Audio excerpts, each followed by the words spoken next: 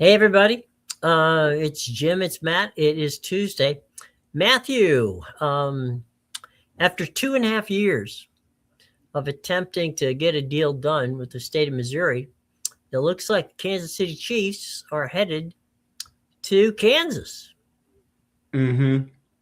It's something that I recall being brought up a while ago. Mm-hmm. Probably at this point about a year ago, the potential move out of Kansas or out of Missouri, Mm-hmm. for the Chiefs, and it's one of those things that feels like you dismiss it until it actually happens in terms of Mm-hmm. teams relocation. Like I know the Bears are talking about it now, where they're talking about potentially relocating.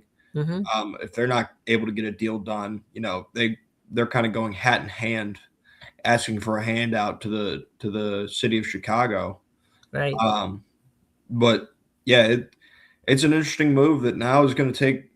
It's going to be interesting because the Royals and the Chiefs kind of share almost a complex type area.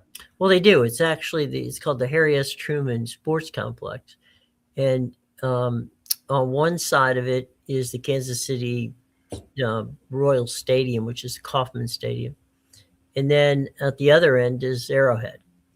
So, it literally is on one big, big, big plot of land. Yeah, yeah, I've seen the pictures. They're right next to each other. I now wonder what that looks like with that stadium empty. Well, I think it all boils down to what does Kansas City want to do. Now, some people, this is going to sound stupid. I apologize if I offend anybody. But there are a lot of people that didn't know that Kansas City wasn't in Kansas. Well, there is a Kansas City, Kansas. There's also a Kansas City, Missouri. Kansas City, Kansas is not where the team's moving. It's moving across the river, approximately 23 miles away from where Arrowhead is, located. Um, the Chargers, the Chiefs draw from 6 states, which obviously Kansas, Missouri, um, Nebraska, Iowa, Arkansas. So they have a pretty large fan base of people who drive to Kansas City. Great tailgating area there, and they're basically working toward getting the deal done after they've exhausted every possible way of doing it. I mean, the Hunt family, and we can talk about Lamar later, but the Hunt family has been very loyal to Kansas City. I mean, uh, Lamar Hunt, when he started the Chiefs, they originally were the Dallas Texans in 1960. Founding member of the American Football League, and they didn't have a very good first year in Dallas, so he moved the team to Kansas City, and he built a tremendous following and spent a great deal of money developing that franchise in Kansas City. And it will be different. Arrowhead is a very unique and very interesting place to play. It's very loud. It's it's out from town, so it's not in the city of Kansas City, Missouri. It's about I don't know, maybe a 20-minute ride out there. From a television standpoint, the trucks are parked actually way outside the stadium, more than probably most stadiums that we've dealt with in there. So you're kind of almost in the parking lot. So you're quite a distance away from the stadium itself. But all that being said, Kansas City Arrowhead has been something that everybody's known about, and it's a hostile place for those coming in from Denver. Everybody's cool. Denver, you got problems, but it'll be interesting. They're moving 23 miles over to what we now you see as a trend, and that is where they're building these little, like you guys know in Atlanta, these little Hmm. villages around the stadiums. And it's just basically a $4 billion deal. Tell you what, I got a video, which my friends at Fox 4 out in Kansas City allowed me to use. I'm going to play it for us, and we'll catch it up on the other side. Now, this isn't something that everyone is celebrating today, particularly fans who call Missouri home. The Chief Kingdom fans who've built memories for a lifetime at Arrowhead Stadium among them. That's where we find Fox 4's Malik Jackson. Malik, in 5 years, the $43 million stadium, when it was built, will give way to an up to $3 billion dome. And John, it will be this eerily quiet then as well. We understand today's not a game day, so there's no fans out here. The tailgating isn't happening, but the morning in Missouri certainly is. And as you guys have just mentioned, as I just said, in about 5 short years, this quiet will be the norm here at Arrowhead. I don't want them to go to Kansas. I want them right here in Missouri. So what's your message to the team now that they're going? I think you're making a big mistake. You need to reconsider. It may be too late for leaders to reconsider, as Wilson suggests, but it's exactly the right time for folks here to voice their frustration. You think they're going to lose fans? Yes, absolutely. Well, I don't like it at all. They'll probably lose me as a fan. The move down I-70 not welcome here in Jackson County, partly because of the history. It was 1963 when the Chiefs picked Missouri as their new home, and in 1972, so more than 50 years ago, they settled down here at Arrowhead. But that future shifted in April of 2024 when Jackson County voters rejected a sales tax extension that would have helped fund stadium upgrades. That failed vote cracked the door open, and Kansas, as of today, walked through it. I'm not happy about that. They've been the Kansas City Chiefs since before I was born. Again, my preference is they stay here. I don't care where they're playing at. As long as they're in the region. Exactly. And we tried to end there with a little bit of optimism for those of you in Chiefs Kingdom that are home and upset with this news. We do know that they will just be right down the road. And I'm sure the great memories that we have all created here at Arrowhead Stadium, we can transfer those to the stadium in KCK. Bria. Hey, Malik, before you go, what are elected officials in Missouri saying about this big move from the Chiefs?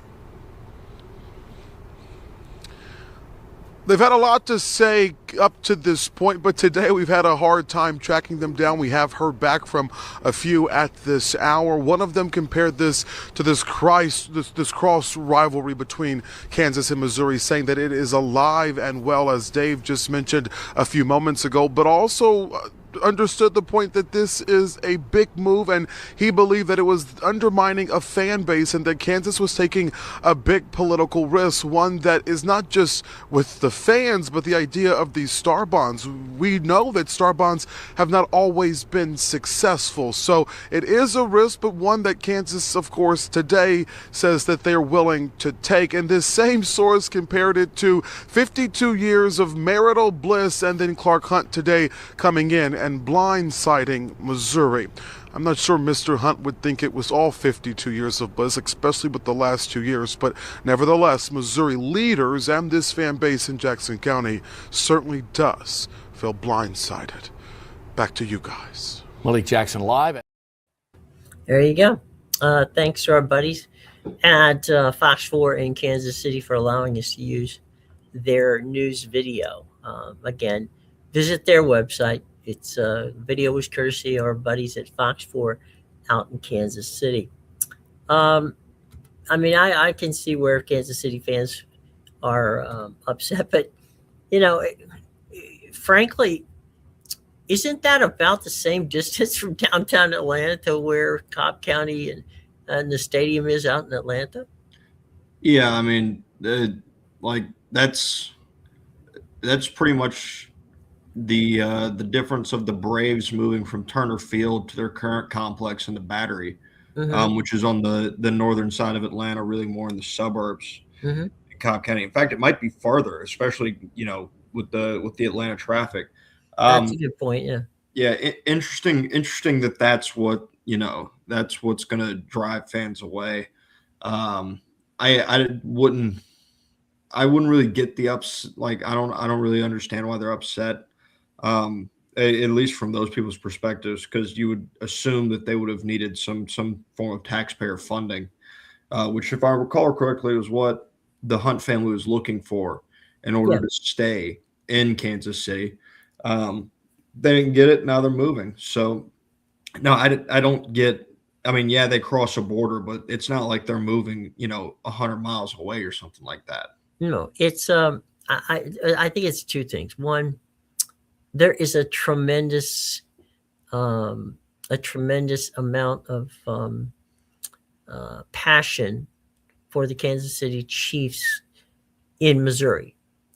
There's a very, very hot debate between things that happen in Kansas and things that happen in Missouri. I mean, the Jayhawks and Missouri Tigers have been battlers, and rivals for many, many years. So it's basically they're not moving distance. I don't think that's the key. I think the key is the people are upset that Missouri lost the football team. Missouri's lost two football teams now.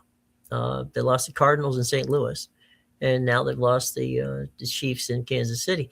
And when the Chiefs do finish, which I guess will be about 4 or 5 years from now, and end up over there, that'll be the first time since the 1940s that the state of Missouri hasn't had a football team. Yeah. Interesting. I did see something today where somebody was, I guess, poking fun at an LA person, their sticker, and they were in the city of Los Angeles and they're rooting for the 49ers. Somebody was like, man, like, why are they rooting for the 49ers? These teams are in town. The Chargers were in San Diego and the Rams were in St. Louis for a long time. So the Rams especially aren't a hometown team to the state of California. At least really for people, more my age and probably anybody. I mean, they weren't in Los Angeles for a very long time before they made the move back. And yeah, it's surprisingly a generation of fans are more Raiders fans than they are either. I mean, the Chargers even shouldn't be there. There's just that was a joke. There's the Spanos family screwed that up so bad it's ridiculous. In how that could have been. There were numerous opportunities for San Diego and Spanos to build something in down there in San Diego, and for the Chargers to have left, it was just that was just nothing but greed that the Spanos family did to move that team up there.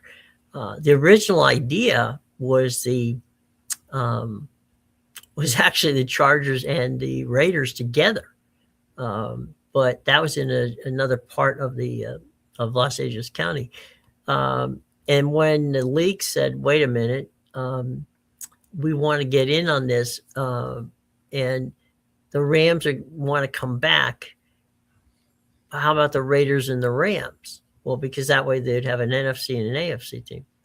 And the Raiders said, wait a minute, no, because we're going to be second fiddle to the Rams, and we got a bigger following than the Rams do.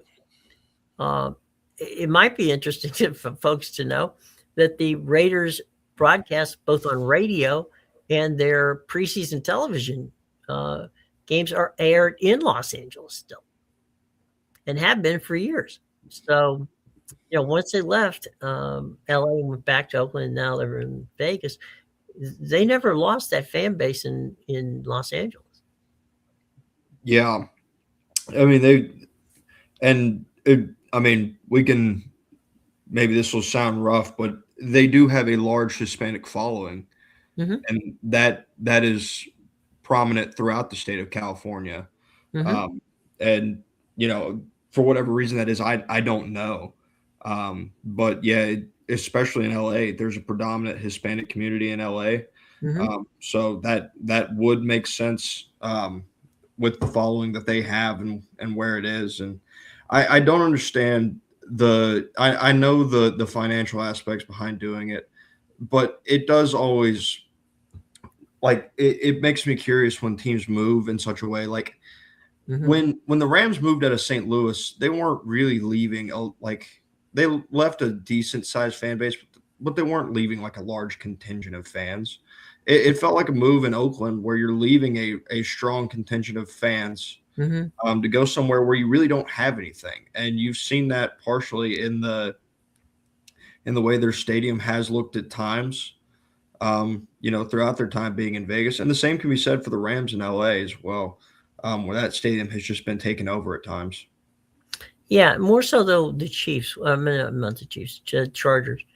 LA had a good, solid relationship with the Rams. The Rams, Georgia Frontiere, when she got angry because she wanted a new building. If you remember, the Rams' final few seasons anyway, was played down in Anaheim. They played the games at the old, at the Big A, where the Angels play. And then, they moved to St. Louis. Stan Kroenke bought them with the idea, frankly, always the idea of moving them back to Los Angeles. And eventually Stan did, and Stan put together a group of investors that built what is now SoFi Stadium and that whole SoFi complex out there. And so, St. Louis not only lost the Cardinals to Arizona, they lost, the Rams to go back to Los Angeles. So it's been a little bit of a slow ride, but LA's back on the bandwagon with the Rams. But there's not been any traction at all with regard to the Chargers. And there were some people thought, well, 90 miles up the road from San Diego is Los Angeles, so maybe the Charger fans will make that trip. But because the water was spoiled so badly between Spanos and the community and the fans, the Charger fans have not made an overwhelming effort to get up to SoFi to watch the Chargers play, which is why a lot of times you'll see when the Steelers played out there, you thought you were playing in Avisher Stadium. It was just a totally different situation for them. So yeah, it's been taken over. The deal in Kansas is a 60-40 split. 60% of the money is being put up by the state. 40% of the money is being put up by the team. The team will eventually pay back, some of the bonds, and it'll end up be closer to a 50-50 split than what than the 60-40 to begin with. Yeah, and that's where these deals are made and lost is in that taxpayer split for a lot of these teams, unless the owners are for some reason willing to just kind of foot the bill on their own. That was the Kroenke deal. Kroenke had the money to put that deal together out there, and a lot of that, Matt, and it. The thing began ironically in San Diego with the community area, where you have a stadium where you've also got retail buildings. You've got much like at the Battery, right? I mean, it's there people can live there. There's people who work there. There's people who come down for the restaurants. So it's a year-round atmosphere that you can create out there. So there's multiple revenue streams. And this is what the Chiefs have been looking at for years in Kansas City, is to try to create, what can we do to create better revenue sources to enhance the team. And so the city of Kansas City and the state of Missouri were hesitant at times to what they thought, and frankly, to be honest, I'm quite certain that if you went out there to Missouri and sat down with the political masterminds of the state and the city, they never thought that they would move to Kansas. I'm absolutely certain that was what they were. It's like, okay, it's a bluff. They're not going until they did. And when you're only moving 23 miles away, I don't think they're losing. Will they lose fans? Maybe, but not a lot, and they'll make up more for what they did. So I don't see.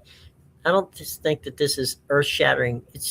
Sad to some Kansas City, diehards, I'm sure, but as is the case in sports, unfortunately, business is business, and the Kansas City Chiefs felt that the business that they wanted was best served in the state of Kansas.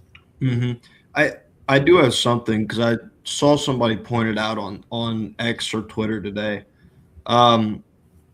When somebody's got to get a different architect in the room, all of these new stadium concepts and designs that they're coming up with, they all look the same.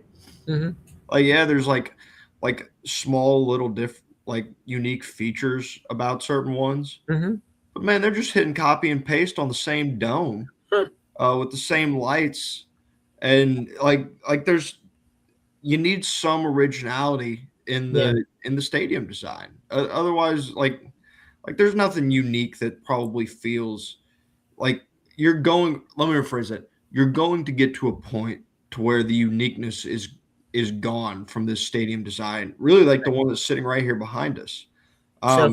Yeah, because it kind of started with Mercedes-Benz here in Atlanta. I think SoFi is the one that really is the embodiment of what people are doing now. That canopy style stadium. Yeah. Which I think is what they're doing in Buffalo. I think is what's proposed in Chicago as well. I don't know about Kansas City's stadium. Well, Kansas City, they don't even have a rendering yet. Okay. But yeah, like these stadium designs, Vegas is they're a full dome. But they all look the same. The thing with SoFi, when you walk into it, it's kind of interesting. It's a dome, okay, and we see up there where you can see through the glass windows. It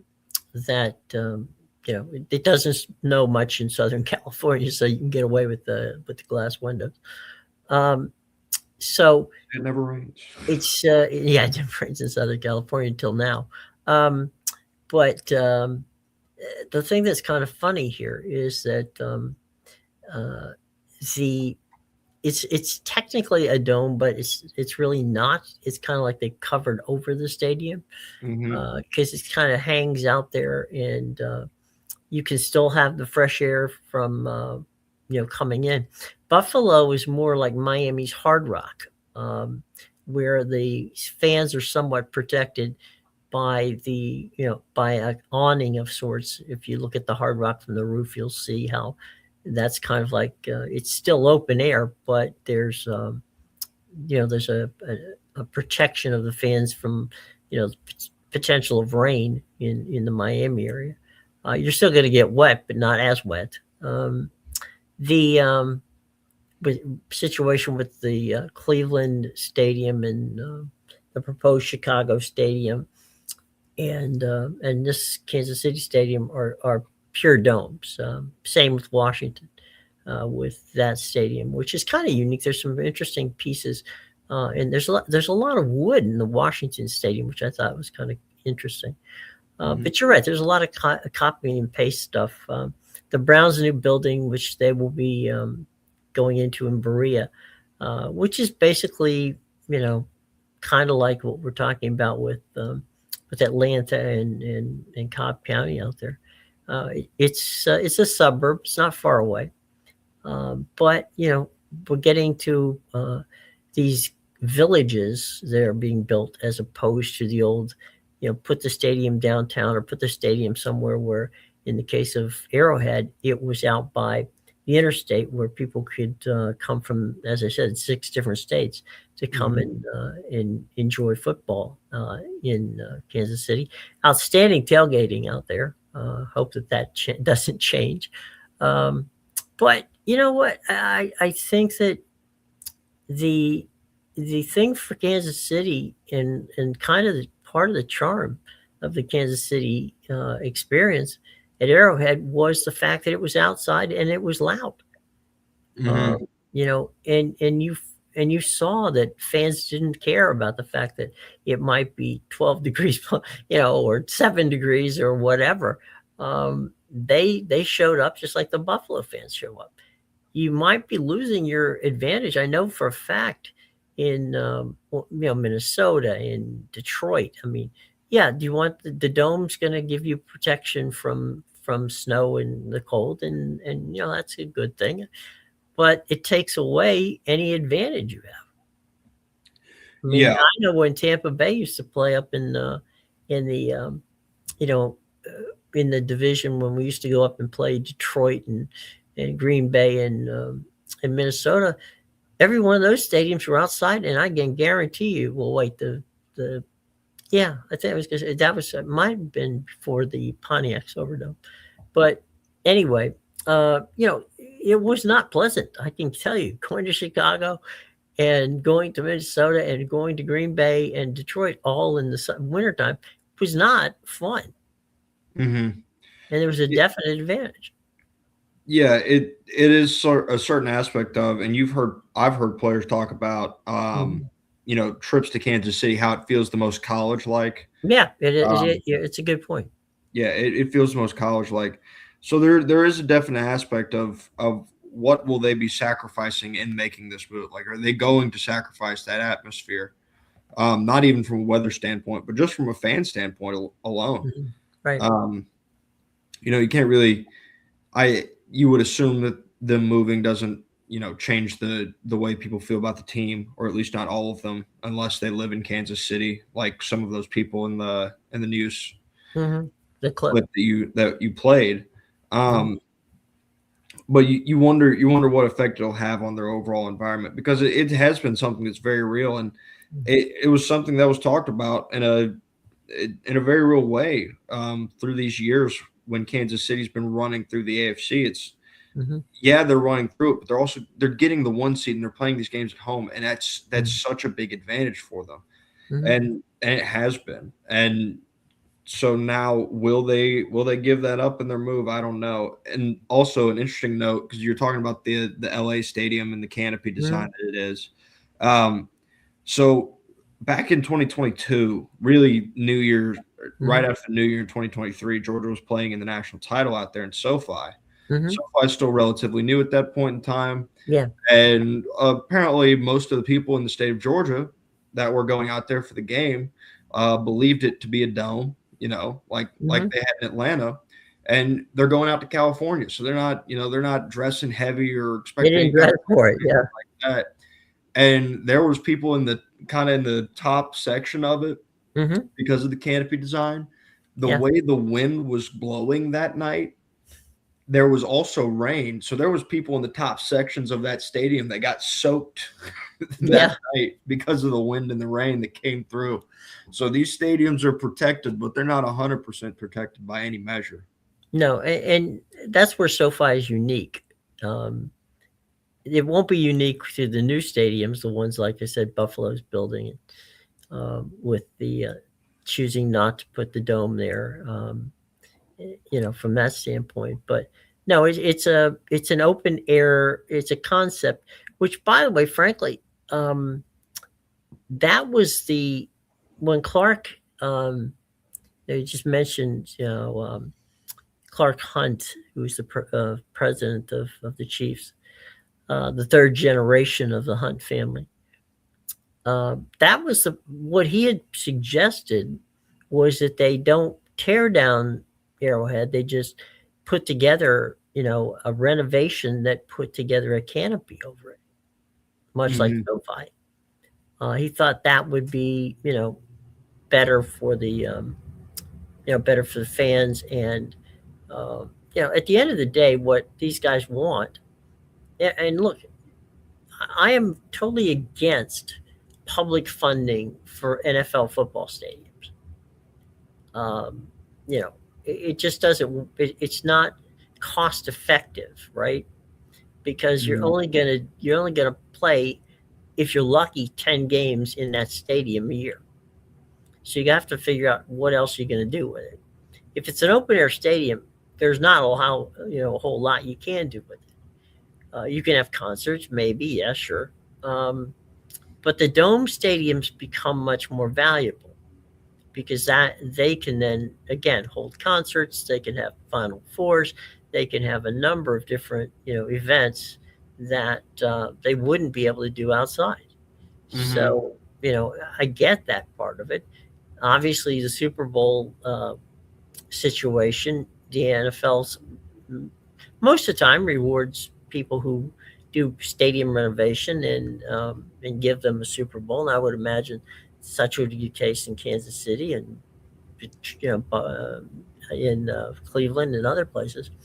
But it's the Hunt family. I find it hard to argue with the Hunt family because honestly, they have been very true to Kansas City for a very long time, and their ask was to the state of Missouri wasn't that outrageous or out of line. Frankly, when you put it up against other stadiums and other owners, it wasn't. It was a pretty reasonable ask. The state of Kansas, though, presented them with a ridiculously, beneficial to them deal, which they could have had 2 years ago. But they've spent 2 years trying to figure out a way to get it done in Missouri, and it didn't happen. So that puts the Royals on the clock. I don't think the Royals are going to Kansas, but it does give them a advantage because if I don't think the state of Missouri wants to lose a baseball team. Yeah.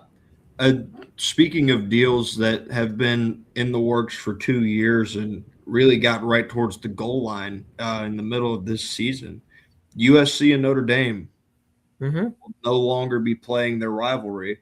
Right. And as many people have proposed, a big factor in this has to do with the deal that Notre Dame has to get in the playoff. Part of it has to do with USC kind of ducking the smoke. They didn't really want to play Notre Dame late in the season. And the reasoning they gave was due to the way the College Football Playoff Committee has judged teams based on late losses in recent memory. I think both sides I think there's reason for USC to do it, but I think the reasoning that got reported and is reporting of them wanting to not be essentially not play that tough game late in the year, terrible look for the university. And I'm gonna toss a little extra on top of that. Lincoln Riley has long since been it was very widely talked about the reason he jumped from Oklahoma to USC in this belief that he felt like he would have a better chance to compete at a higher level and a better chance to win, not in the SEC. And that really only them not getting this deal done and the reasoning that's been reported really only furthers those claims that Lincoln Riley and his USC teams that they don't really want to play that hard of a schedule. Well, I mean, I've got a number of friends out in Los Angeles, some in the time work for the Times and others. I'm not going to blame this on USC wholly. Notre Dame hid from USC that they were making a deal with the CFP. They didn't make that announcement to USC. Basically giving them a guarantee if they finished in that 12 spot, right? So, all right, I'm USC, and this is not Lincoln. I can assure you, Lincoln Riley has absolutely nothing to do with this. These are decisions made way above what Lincoln Riley, and I'll tell you why. The Notre Dame USC rivalry's gone on for 93 years. It is a good rivalry for both college football and specifically payday wise for both Notre Dame and USC. I think what happened here was, as you said, Notre Dame gets that. No one else it's not Georgia. Georgia's in the Southeastern Conference, but Georgia doesn't get a guaranteed spot in the college football playoff if they finish in 12 places in the top 12 places. It's just not. It's a non-conference team getting a benefit that all the conference teams don't. And I know for years they had talked about moving the USC game and Notre Dame game to week 0, in large part because it would create a tremendous amount of buzz for both teams. They get that early game window where they would be the only only football game on. Maybe a Saturday night or a Monday night or whatever. So there's this week 0 thing has been percolating now for a few years. So it's more of a there's anger from SC again at the AD and up level that they've been working with Notre Dame for 93 years, yet Pete Bavacqua didn't pick up the phone and call him and tell him, hey, look, we're making a deal with the CFP and it may affect how we play. Notre Dame, by the way, and I'm not breaking any news here. Notre Dame replaced USC with BYU. Yeah. That's not a one-to-one move. No. It's definitely, based on some of the replacements they probably could have gotten, it's not bad. But I would have questions about BYU's ability to build a consistent winner the same way that USC could provide for them. Yeah, I think that, it's just another case of where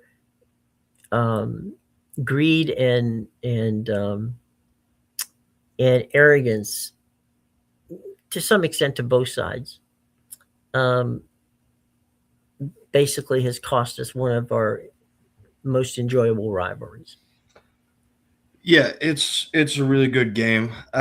It's a shame that we lose it, but it's just more of the same in college football and the way things have gone. Is these rivalries, they get lost. I mean, they get lost in the conference shuffle. They get lost in the business of things in this one. And it is partially. I think I would struggle to say split blame because I don't think it's split blame. I think a lot of this falls on USC, but Notre Dame's not completely free of charge in this either.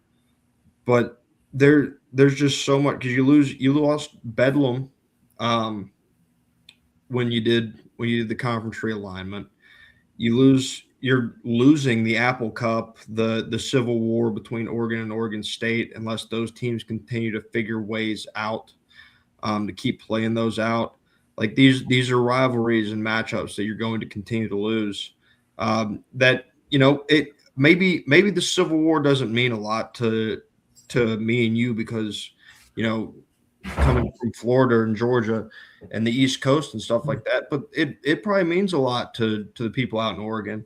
It probably means a lot to the people in Washington to play the Apple Cup every year. Right. Yeah, sure. And these games, I know it means a lot to the people of Oklahoma.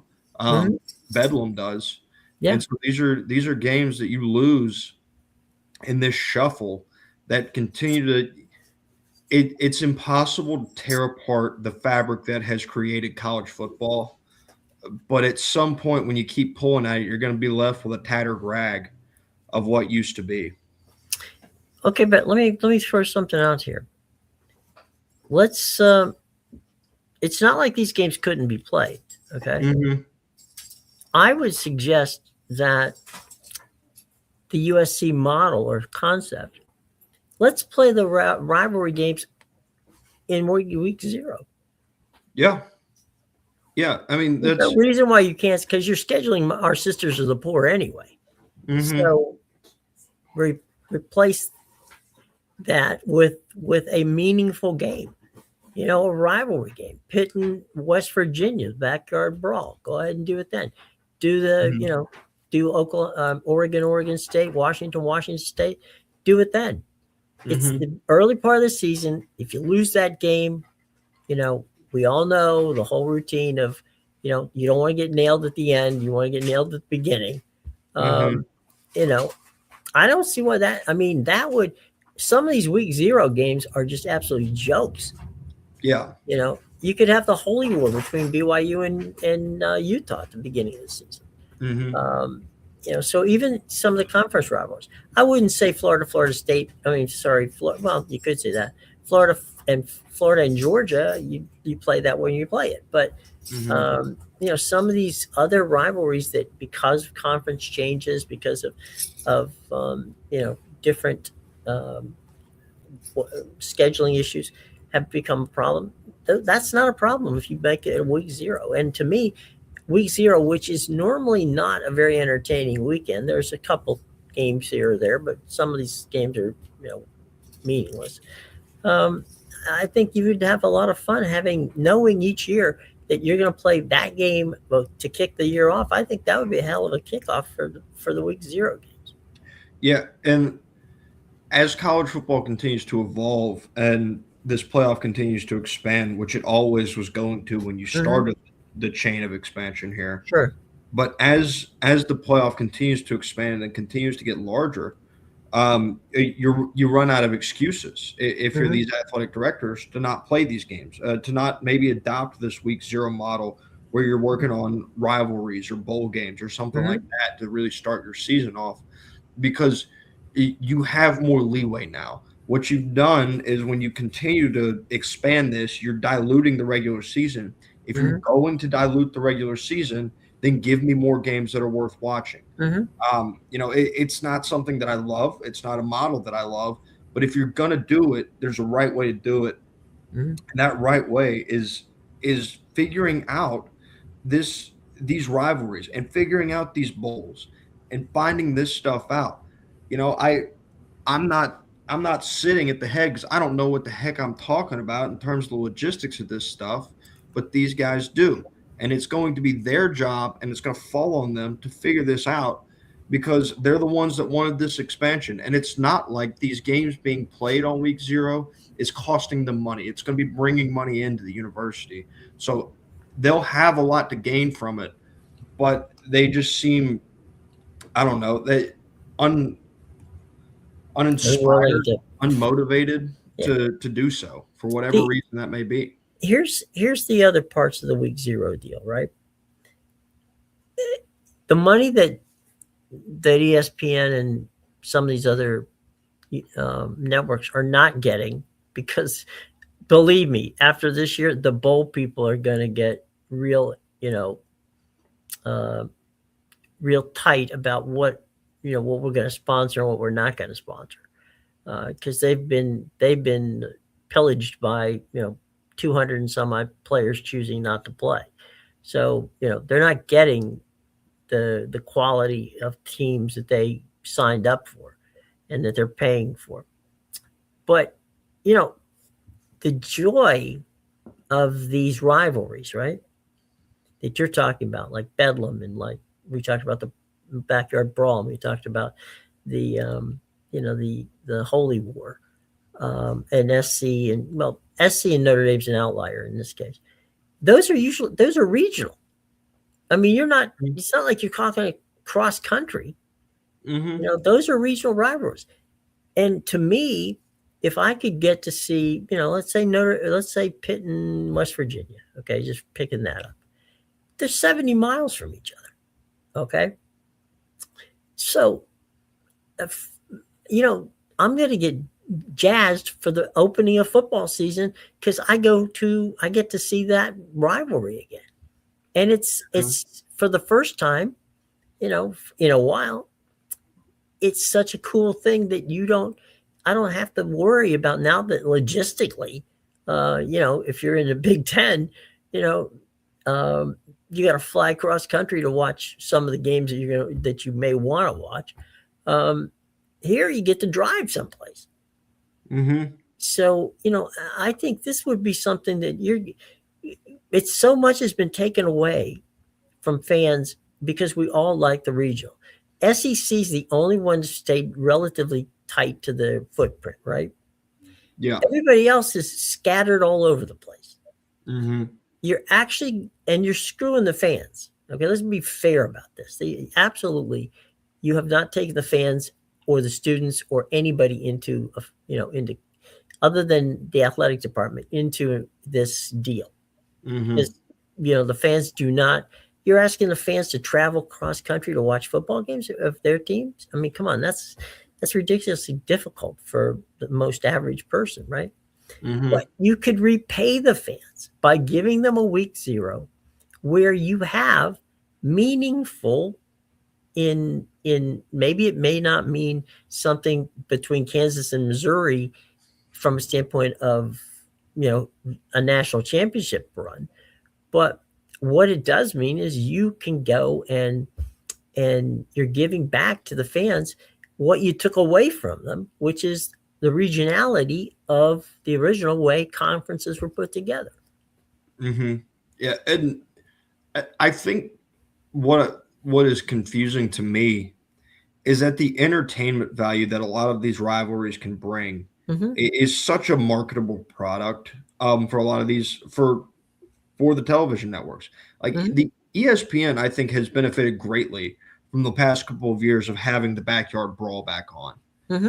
It's, if I remember correctly, I think it's going to take a break again until somewhere in the neighborhood of like 2029 or 2030. Yeah, 2030. And so it'll be missed, but like it's been a really good game. Like West Virginia this year won a game against Pitt that they had no business winning. Like yeah.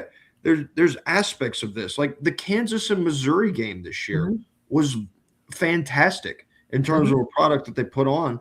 And it's not because these guys were they were both ranked in the top 10, giving us a marquee matchup. No, it's just because it's a rivalry that has been renewed. And when you have rivalries, it is a fantastic product. It's something that the NFL lacks. It's something that really the NBA lacks. And for the most part, I mean, baseball has a couple, but they lack that aspect as well. There is nothing else in professional sports like college rivalries.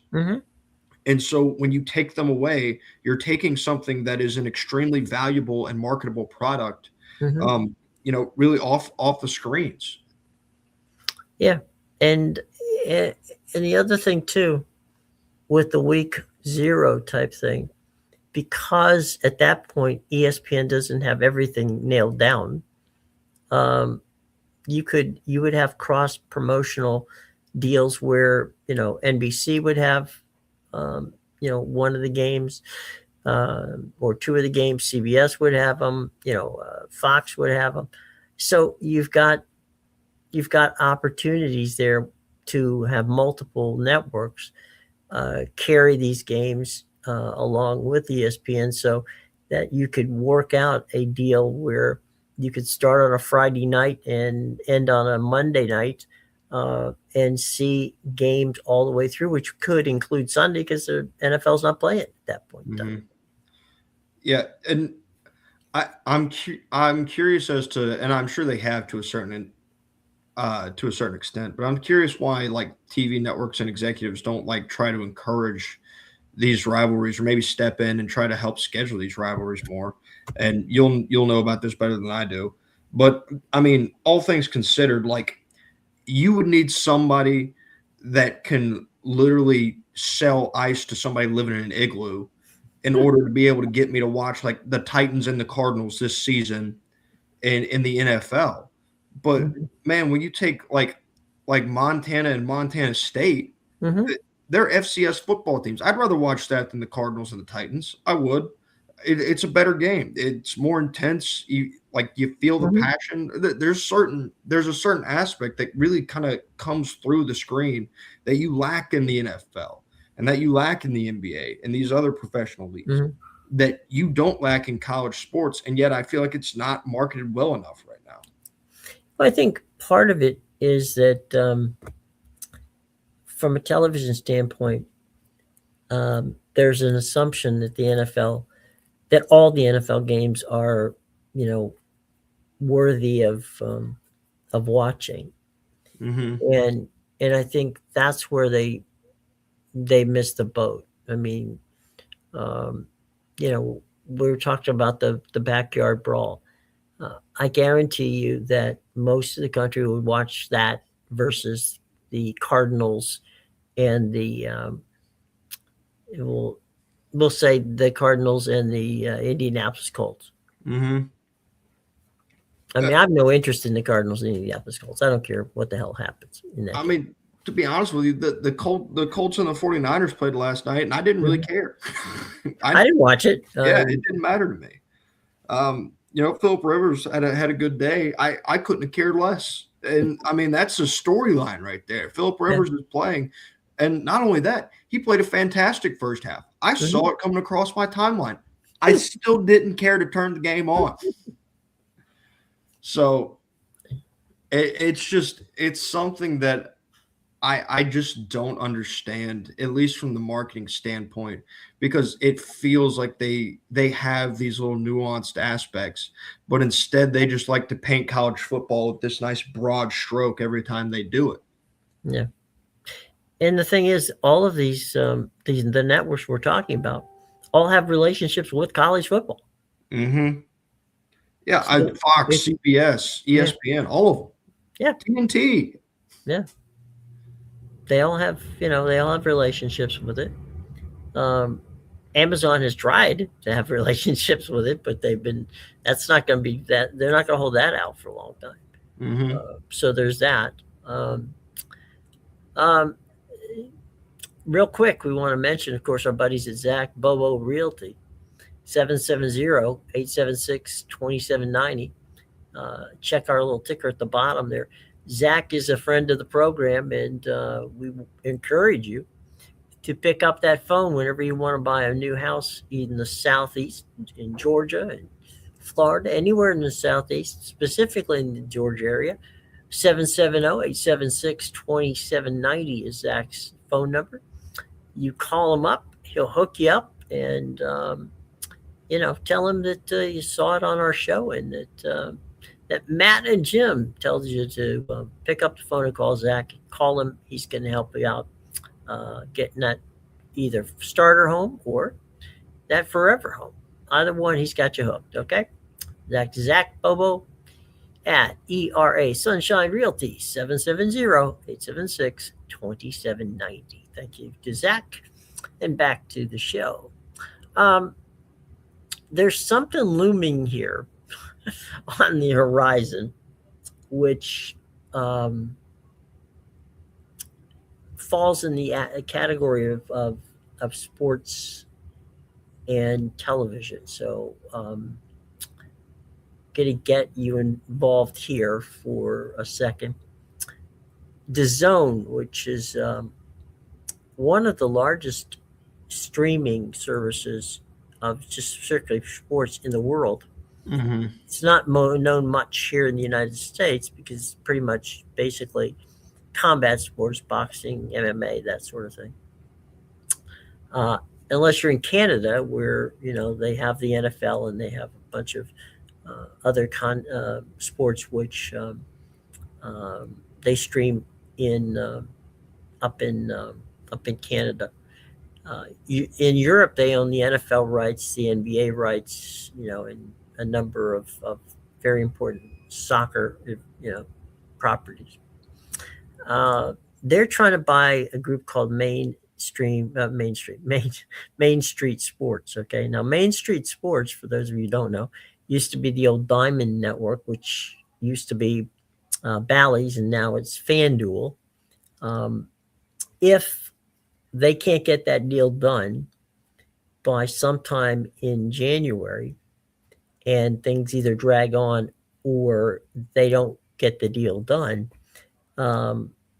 Main Street has told the 18 NBA teams that they're involved with. I think it's 9 hockey. The bottom line is they're involved with 28 teams over Major League Baseball, over the NBA, and over the NHL, that they are going out of business. They're shuttering as of January. They're saying they're trying to stay up and finish off the season, which I don't think anybody believes they can do it, because they've already missed payments. Which hang on one second, guys. I'll be right with you.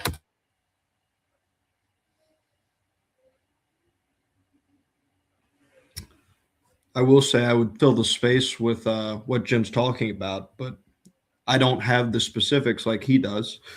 Much better connected than I am. I'm back. Go ahead. What were you saying? I was just saying I would fill the airtime that you were gone. I said, but I didn't know. I don't have the information that you have on the subject. Okay, no problem. Thanks for vamping. I appreciate it. I had an alarm that goes off, so I apologize for that. And I couldn't talk over it. What that means and why the January deadline is important is, if you're an Atlanta Braves fan, if you're a fan of the Los Angeles, Angels, if you are a fan of a number of NBA and NHL teams, if they go south for the winter, which is a possibility, if they can't get this deal done in January, because that's what Main Street is. I mean, DAZN is attempting to buy it. We'll get to that in a moment of what happens if they do. But let's talk for a moment what happens if they don't. And that is, all of the rights would go back to the teams.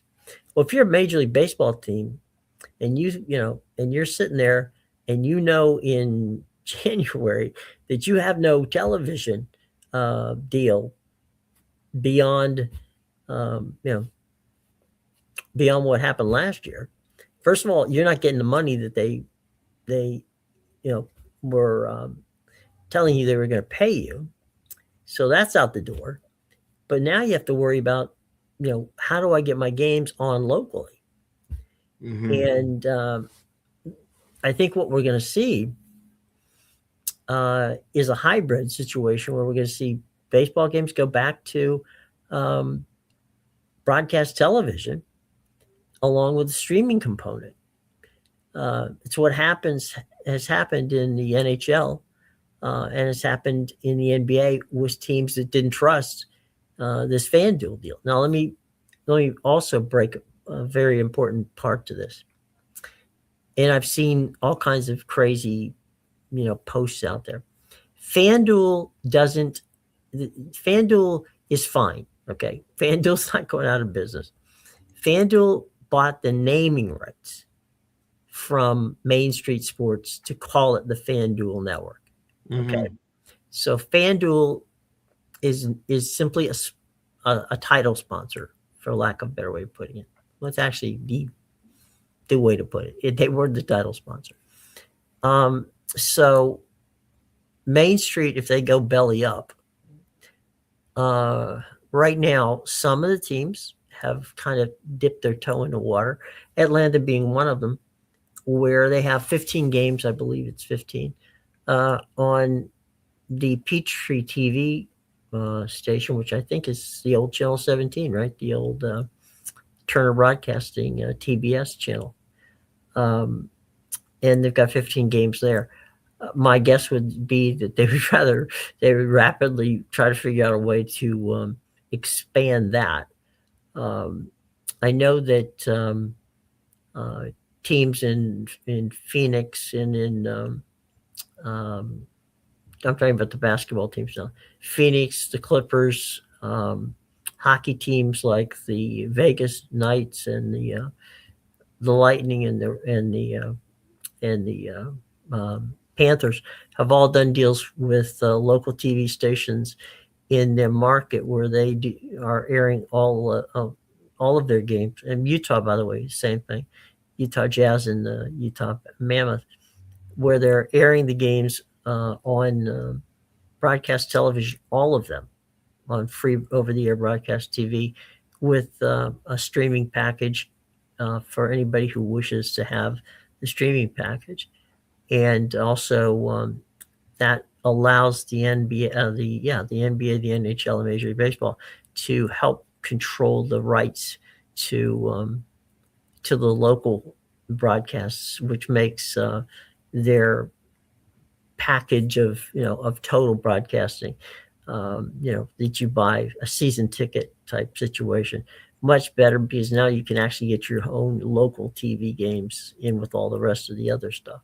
So that's something to keep an eye out for in the next 60 days, because if the zone does not get the deal done, and for some reason it doesn't get done, Main Street Sports is going to shutter, and that will leave a lot of different sports franchises in a bit of a massive situation here. The leagues are all set to pick up the broadcast. So in other words, the leagues would take over, but then there would still be the distribution element, right? How do we get this done? There's no what we call tentpole broadcasting, which would mean the pregame shows and postgame shows and all that. That would have to be figured out. The broadcast, the way they've done it with the Padres, because they did it last year with the Padres and with the Diamondbacks, they kept the broadcast teams in place. So it didn't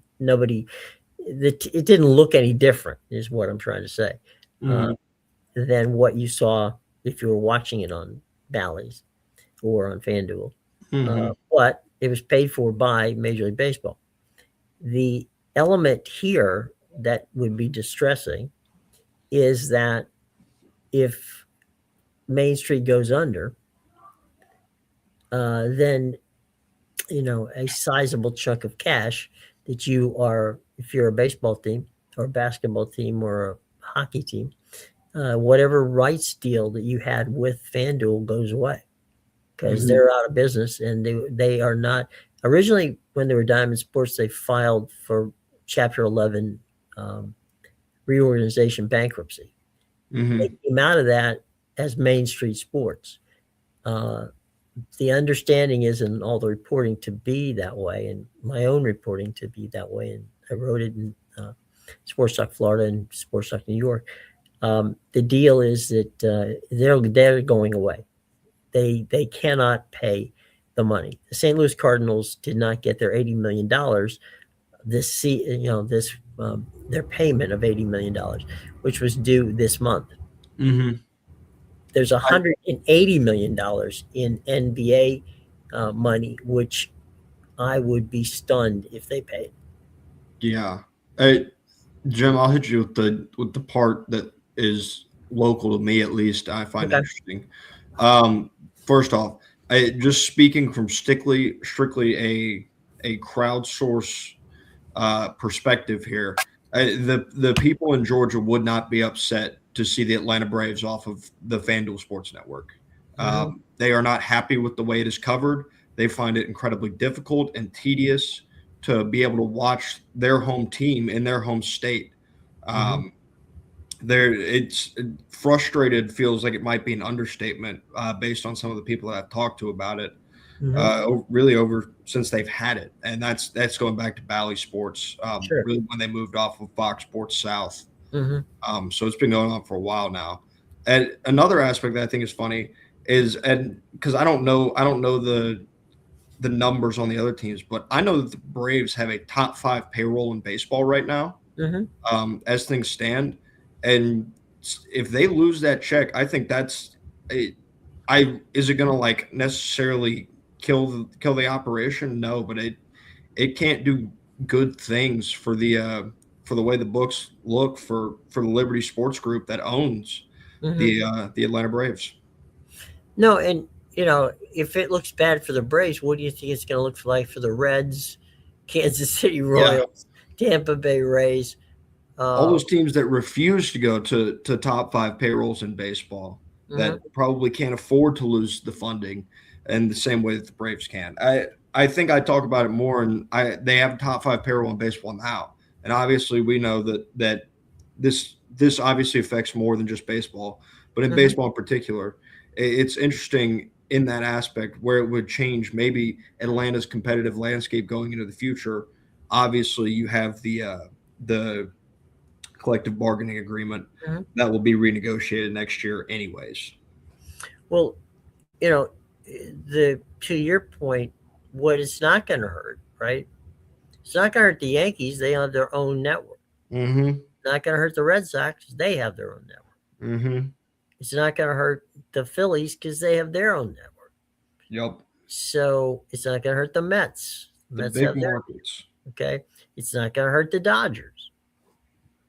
So, the teams that are spending money, or have the haves of the haves and the have-nots, it's not going to hurt those folks because they're going to get that check because, they have their own deals. Where they screwed up, and this is where I argued vehemently from a consulting standpoint with a number of potential, clients, get the hell out. The Diamond Sports process would have made no sense in the first place because they didn't have the money to cover the amount of money that they had pledged to these teams. There was no way in hell they were going to be able to cover it. So why would you, sign another deal with them, as a number of teams did, thinking that this was going to work out? I mean, that's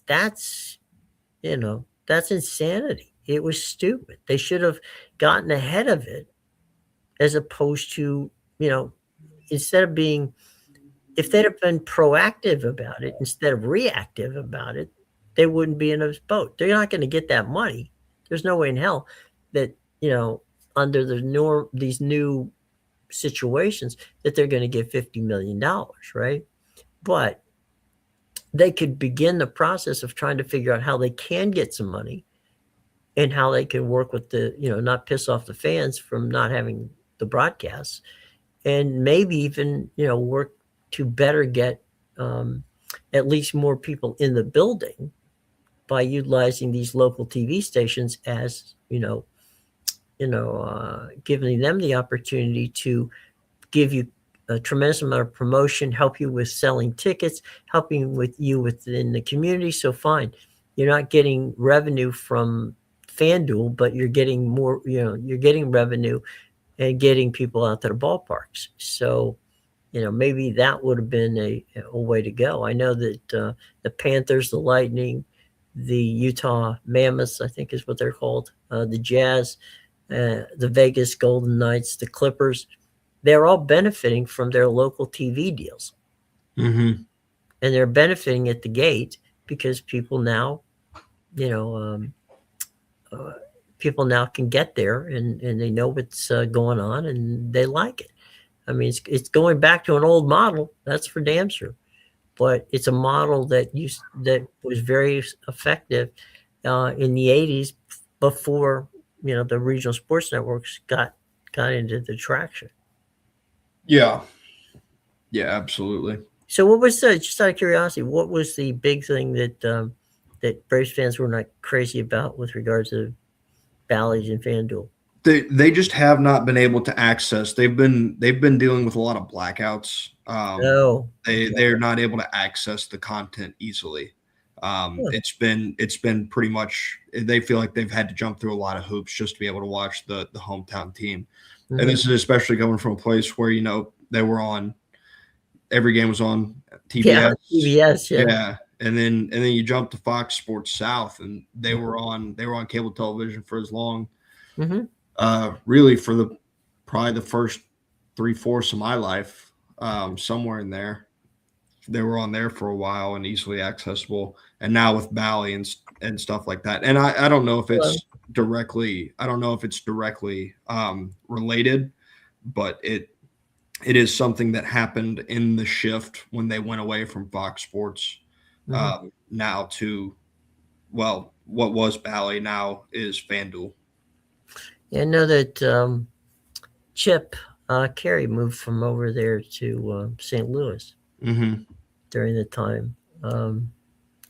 And it was kind of an awkward situation with him and what was going on. There was a number of contracts of broadcasters everybody loved was not being picked up. And they were going with much, and I'm not, look, I am not going to sit here and criticize, broadcasters, whoever they may be. If they get that job, then good on them, and I'm happy for them. But if you're cutting at that level, I mean, these are the people that, as a producer director, you want good talent to be able to articulate what you're trying to put on the field. And if they're going on the cheap, which they did, they went down production trucks wise, they went down, the quality of the production value, both on camera and on in the booth, suffered when they went away from Fox. They tried to do it on the cheap, and you just can't do that. People expect a broadcast quality, a network quality broadcast on local television. They're used to it, and they don't want to see or don't want excuses as to why you can't provide it to them. No, absolutely not. So it's something that'll be interesting to watch going forward, because it doesn't necessarily wouldn't impact the Braves as much, because they obviously have the cash to be able to spend in that fashion. Yeah. But all these small market teams and the teams in the other leagues, but specifically in baseball, the small market teams that already don't spend, seeing a hit in their revenue and the money coming in, could greatly impact, really the ownership's way of thinking in terms of spending. Well, and to put a button in this, first of all, root for the zone. That would be my first situation. But because they have the money to make this thing work, they're not going to be able to pay the money. They'll pay some money, but they won't be able to pay the money that was put up there by that was contractually put up there by Main Street. But excuse me. If they do go south, my concern from being a baseball fan, is we all are used to watching, our favorite team, and if we can't get a hold of our favorite team because they're trying to, patch together some sort of, network while on the fly, that's not going to be easy. And if I get a phone call in January from, a baseball team saying we need to be on television in March, that gives me absolutely no time. I'm scheduled. So what am I going to do? I got to scramble to figure out how to make it work. And that's never a good thing. And but Major League Baseball, the NBA, the NHL, they're all ready for it. They're actually assuming it's going to happen. And it's not the fault of the zone, because the zone is working on trying to put together a package. So this self-imposed deadline of January, and maybe they slide it to February, is only because rights fees begin again in 2026. So, that nut of $180 million to the NBA teams is due in 2026 by the end of the year. of 2026, or the end of the season, I'm sorry, of 2026. So, if they're not going to pay it, which is very quite possible, then there's no reason for them to continue, and they may just end in the middle of the season. Yeah. So, I can tell you that I know for a fact that the NBA and the NHL are prepared to take over the local rights to try to make it as seamless as possible, at least till the end of the year. Is it an ideal situation? Not by any stretch of imagination, but it is something to look out for. And as I said, if you're a Red Sox fan, a Yankees fan, a Mets fan, a Phillies fan, a Dodgers fan, you're okay for what's going on. But everybody else has got issues. I'm not quite sure how the Pirates Penguins deal would be with NESN, but it's with NESN, so I'm assuming that would not be an issue. So, interesting note on the Penguins. The Fenway Sports Group did sell their main ownership stake in the Penguins.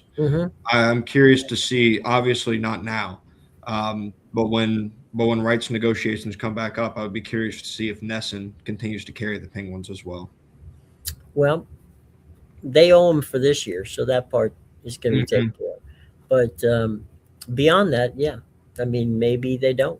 Maybe they try to get the zone to take over. Maybe this is where Amazon has gotten a little bit of a foothold here. Amazon spent some money with the buying a stake in the Yes Network, and that worked out for them. And Major League Baseball has worked with Amazon to secure some streaming rights, the direct-to-consumer stuff. So we'll keep you posted on all of that as it happens. But just wanted to let y'all know that follow us on Sports Talk Florida, Georgia, New York, and around the rest of the country, and we'll keep you posted on it. I've got two different stories, one today and one tomorrow, coming up on how these things, what DAZN would do if they had got it, and B, what happens if the whole thing goes down. DAZN, by the way, would probably switch to a very streaming-centric deal, which frankly, is a direct-to-consumer process and might be easier for everybody when you think about it. But we'll see how that goes. And maybe they also would strike some local TV deals as well, so you see some over-the-air broadcast games. I don't know. I don't think they have a firm concept of where they're going to go with it, because they're a totally streaming service. They have no infrastructure of any sort with regard to, selling sub licenses to TV stations or networks. So they're straight up a streaming service. So that's where we are with that. Covered a lot of interesting stuff today, which is kind of cool. Tomorrow will be the day before Christmas, and we will look at some of the things that maybe Matt and I would like to see happen in sports, football and basketball. No, football, say football and college football, as our Christmas hopes for then. And then, of course, we won't be back until after the Christmas holiday. So anyway, everybody, have a great day. Thanks so much, and we'll talk to you tomorrow.